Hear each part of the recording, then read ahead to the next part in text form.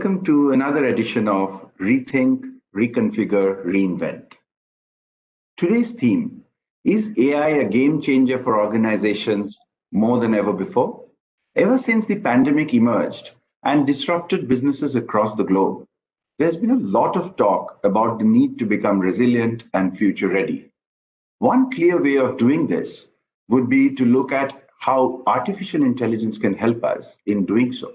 To understand how organizations are using AI to repair, reconfigure, and rethink their business models, I have the pleasure of having Sudipta Ghosh, partner and leader of our data and analytics practice in PwC India, join me today. So, Sudipta, welcome to our show. Tell me, how has the current disruption affected the focus of organizations on AI? Thank you, Arnab.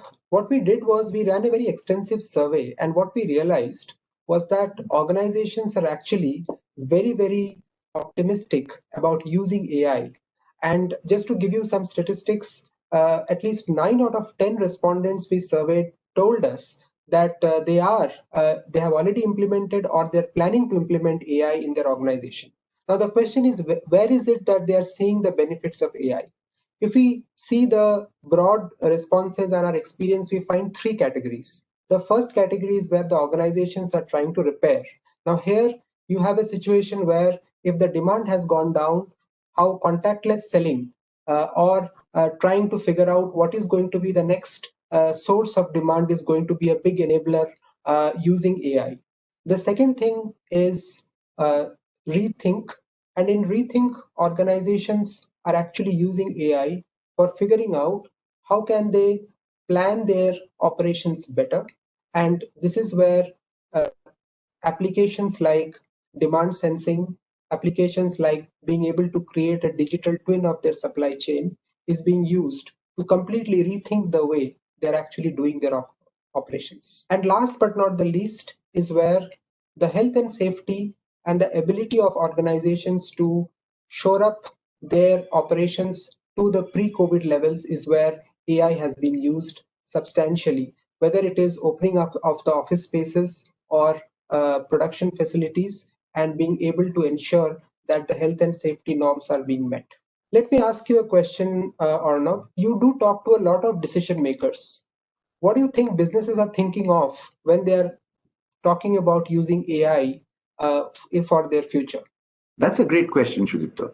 When we are talking to our clients, what I find is that the priorities seem to be differing across sectors.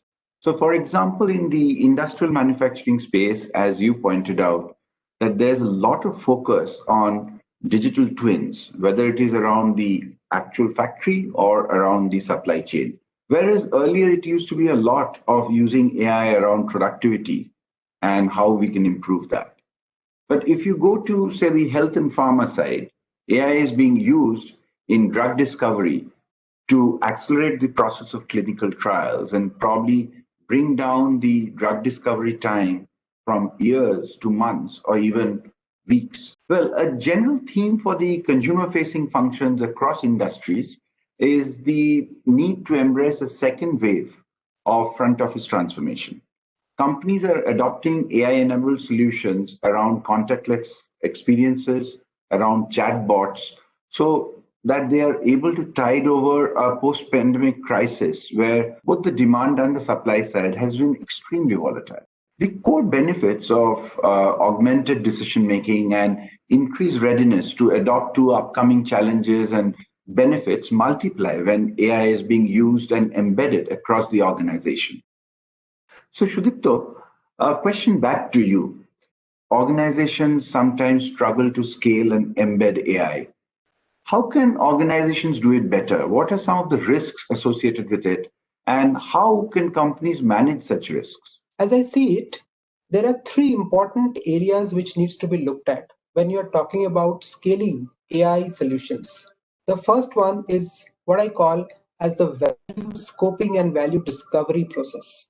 Now, in that process, what is very critical is not just to understand what is the right use case, but also to figure out in which part of the organization that use case has to be applied to see whether there is any value in AI or not. The second phase is what I call as the value delivery. Now, in there, once you have discovered what value you are getting from that AI use case, you need to then scale it, deploy it, and see that it is being delivered across the organization. And then the third part, which is usually the one which is missed out in many cases, is what I call as value stewardship. And there you are talking about continuous monitoring of the solution and ensuring that people actually understand the solution and they use it as part of their day-to-day activities. This is something which gives the organization lasting value. And if you're taking care of all these three steps, organizations can scale AI in a very systematic and structured manner.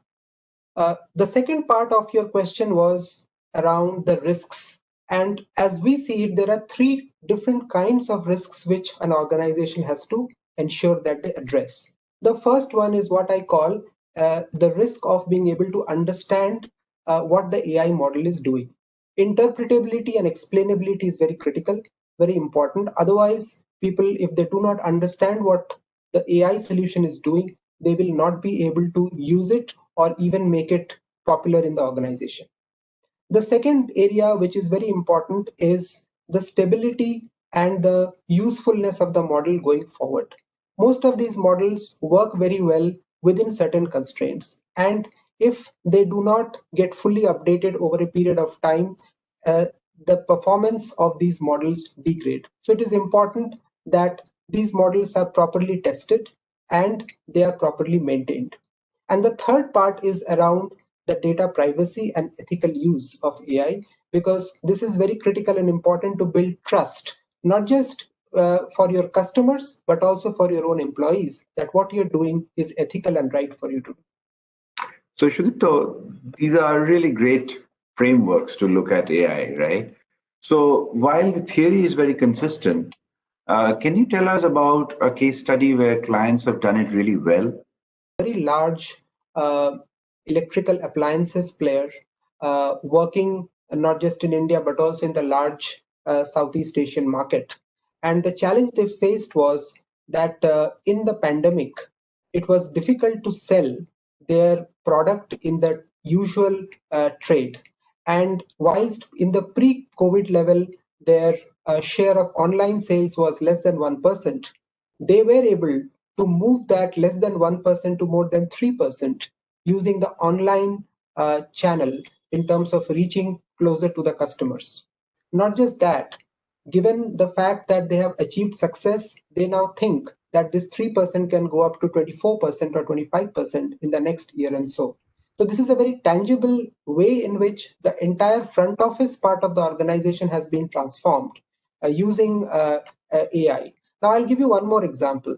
It is not just about creating a channel, it is also about attracting the right set of customers. So, using recommendation engine, which is AI driven, they have been able to target their customers better, and that has resulted in an increase of 20% of their revenues for that channel. And guess what?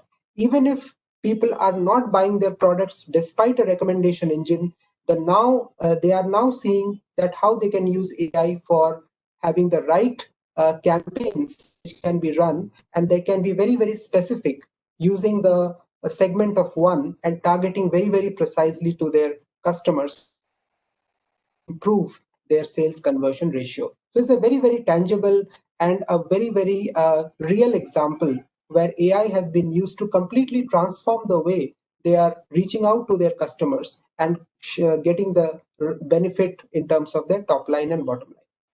Thank you, Shudipto, for sharing such wonderful insights. With new use cases and new industries like telemedicine, remote healthcare, remote education gaining more and more acceptance, and government's emphasis on AI being an important determinant in the country's economic growth, I'm sure more and more organizations will harness AI to rethink, reconfigure, and reinvent some of their business models, and also in the process become fit for future. We'll be back again soon with one more business issue. Till then, stay safe and take care.